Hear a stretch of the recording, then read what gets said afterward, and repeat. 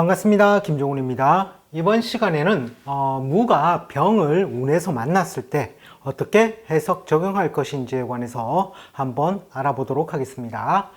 무가 병을 만났다는 것은 나를 생을 하긴 하는데 음양이 치우쳐져 있죠. 따라서 이것을 우리는 육친상 편인이라고 합니다. 자, 편인은 식상을 극하는 작용이 있죠.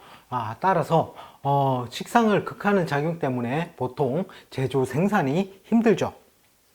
뭔가 만드는 동작이 어렵다는 것이죠. 자, 대운에서 보통 보면 문서재산 중심이거나 또는 식산을 극하는 작용에 의해서 활동성의 정체 또는 재물 보존은 무엇 때문이냐면 문서나 이권으로는 가능한데 뭔가 제조 생산은 어렵다는 것이죠. 자, 인성운은 기본적으로 식상이 있어도 그 운에서는 비좁게 또는 수화인을 적게 쓰는 모양으로 해야 되며 아니면 임대 사업이라든지 인허가 사업으로 가야지만이 성공 번영을 할 수 있다는 뜻을 가지고 있습니다.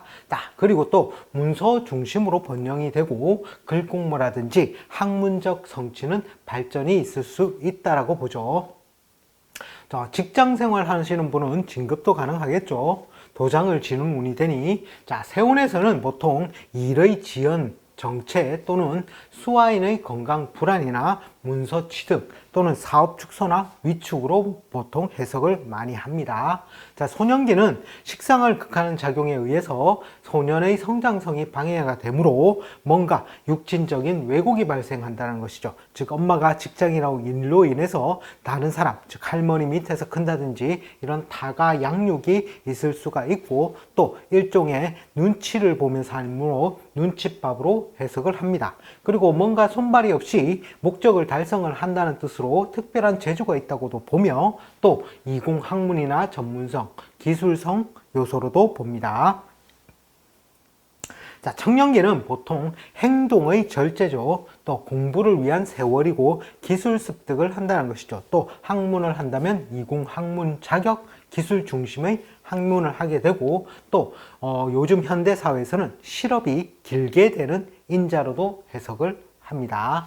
자, 그러면 장년기에 가서는 보통 부동산이나 문서 취득으로 보고 또 임대사업이나 건강불안은 식상을 극하는 작용이죠. 자, 그리고 휴직 요소로도 보고 여자 같은 경우는 식상이 자식의 별이 되니 따라서 자식에 따른 근심, 걱정이 있을 수가 있다고 봅니다. 자, 만년기에 가서는 수족, 생식, 소화기, 병고, 즉 식상을 극하는 작용에 의해서 건강불안 요소가 많이 대두가 되고 또 여자 같은 경우에는 장년기와 마찬가지로 식상을 극하는 작용에 의해서 자식에게 근심, 걱정이 따른다고 해석을 합니다.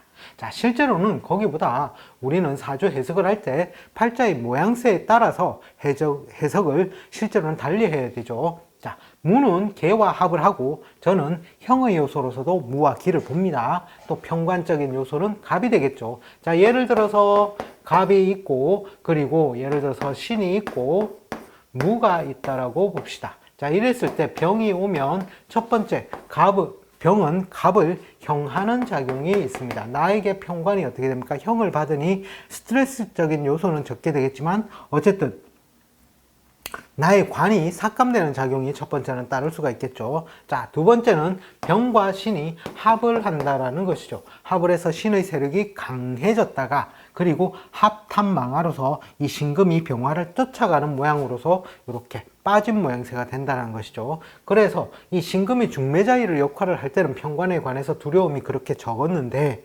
실제로는 어떻게 됩니까? 나에게 바로 치는 작용으로서 평관 7살의 작용이 온다라는 것이죠. 따라서 사고라든지 뭔가 건강 불안이라든지 스트레스적인 상황 또 호랑이 출몰이죠. 자, 따라서 그런 평관 명고 이박적인 상황들이 나에게 연출되는 한 해가 된다라는 것이죠. 병이 편인으로 와서 그런 것이 아니라 내 사주팔자의 모양새가 그렇게 바뀌게 된다라는 것이죠. 자, 그러면 다른 예를 들어 본다면 자, 개수가 있고 무가 있다라고 합시다. 자, 그런데 여기에 임수가 있었습니다. 임계가 정제든 편제든 이렇게 있는데 어쨌든 정제와 합을 물이 지은 모양으로 있는데 이때 병이 오면 어떤 현상이 일어났냐면 이 병이 임을 충하는 작용이 생긴다는 것이죠. 따라서 충은 타에 의한 이동 변동이죠. 그래서 이제 임이 삭감이 된다는 거죠. 따라서 임이 빠진 모양새가 되니 한 칸 건너뛰어 있을 때의 개수의 모양이 아니라 이것이 바로 달라붙는 모양으로서 즉 합의 모양이죠. 합의 모양으로서 신생, 세일 가담을 하게 되거나, 그죠? 뭔가 새로운 것을 쫓아서 가는 모양새, 이렇게 되죠. 결혼을 안 한 사람들 같은 경우는 좋은 모양새가 됩니다. 결혼 운도 되니. 자, 그런데 어쨌든 대운에서 이렇게 왔다라는 것은 합을 탐해서 망실된 모양이 된다는 것이죠. 즉, 대운의 1년차 내지 2년차에 뭔가 새로운 일을 가담하게 되고, 2년에서 4년차 사이에 뭔가 지지부진하는 과정을 겪다가 4년 내지는 5년 차에 망실의 모양으로 바뀌게 된다는 것입니다. 자, 그러면 뭐 예를 들어서 또 이런 모양도 있을 수가 있겠죠. 기가 있고 또는 경이 있고 그 다음에 무가 있다라고 칩시다. 자, 이 사람은 무기는 실제로 형으로 씁니다. 따라서 형벌에 관련된 직업 특성으로 유능한 사람인데 병의 운이 오니 어떻게 된다? 자, 병이 경을 형하는 모양새가 되죠. 경의 입장에서는 병이 편관칠살로도 작용을 합니다. 어쨌든 내 식상의 모양이 어떻게 형에 의해서 삭감되는 모양이 생긴다는 것이죠. 따라서 삭감 작용에서 병이 일그러진 모양이 되니 이것이 빠진 모양으로서 이것이 바로 형을 하는 모양, 즉 기가 형하는 모양으로서 나에게 직업적인 해손이라든지 형벌, 수술, 가공에 관한 사항, 즉 형벌이라는 것은 작게는 구설 잡음이죠. 크게는 송사시비권 또는 병원에 갈 일이라든지 아니면은 뭔가 큰 목적물이라든지 이익을 이제 나누어 가져야 될 그런 상황들이 실제로는 이 병대운에 이제 이루어지게 된다라는 것이죠. 자, 따라서 이 팔자의 모양새가 실제로는 다 다르기 때문에 그때그때 상황에 따라서 해석의 범주를 달리 해야 된다는 겁니다. 따라서 대운이 우선적으로 작용을 하고 대운 다음에 세운이 대운을 만드는 스토리적인 상황, 즉 결과물이 이 대운 중에서 어느 해에 나오겠다는 것을 볼 수 있는 게 세운이라는 것이죠. 자, 그런 식으로 해서 한번 운을 한번 관찰해 보시면 사주 해석이 조금 더 잘 되시리라고 봅니다. 자, 이번 시간에는 무가 운에서 병을 만났을 때 어떻게 해석 적용할 것인지에 관해서 한번 알아보았습니다. 시청해 주셔서 감사합니다. 다음 시간에 다시 또 찾아뵙겠습니다.